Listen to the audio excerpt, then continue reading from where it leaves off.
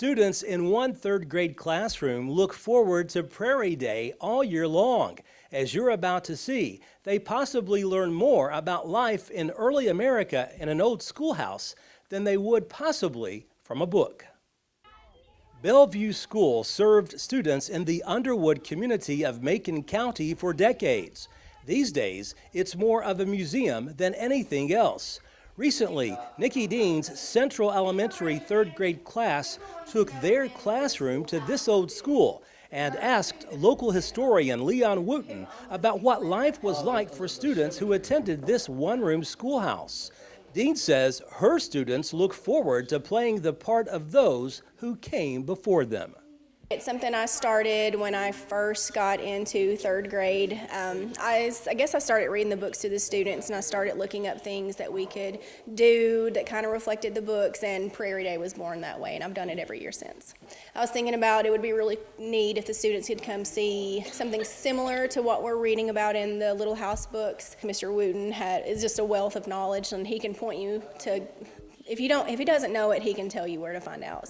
And he was just super excited that we came and wanted us to come back and invited me to the school reunion here, so we wanted to come back to him. What do the kids think when they come to a setting like this? What's their reaction? Because this is not like what they're used to, of course.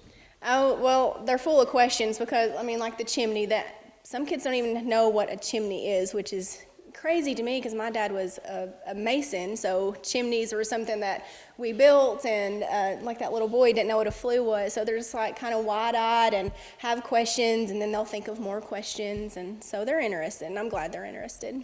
Several of them have dressed as the kids would have in those years. How much fun did they take from doing that?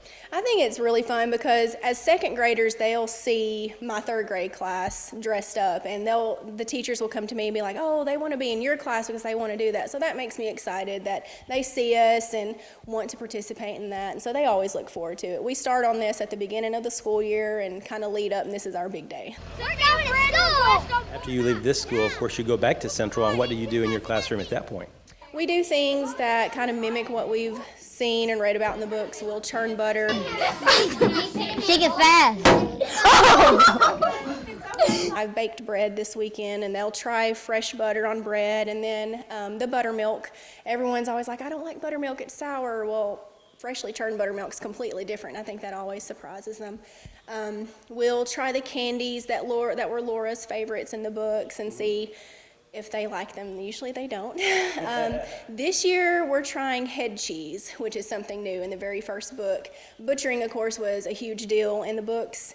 They had to save everything they had to survive, and so they made head cheese in one of the books, and the kids are always grossed out, but one kid was like, can we try that? So I hunted some down, and I have it at school, and we're going to try it.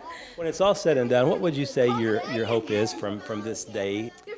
I just hope that they enjoy it. I mean, the books and this kind of schoolhouse is so different from what they know. Like when I ask, when do you think this took place? I get answers like the 80s and the 90s and the 70s. I'm like, no, that's not close. But it's just a different world to them. And I wasn't a big history fan when I was their age. I guess I just wasn't exposed to it in a fun way maybe.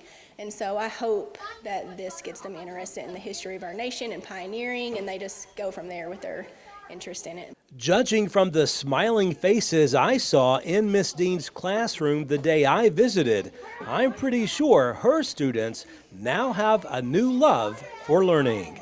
Reporting from Lafayette, Barry Hyatt, NCTV.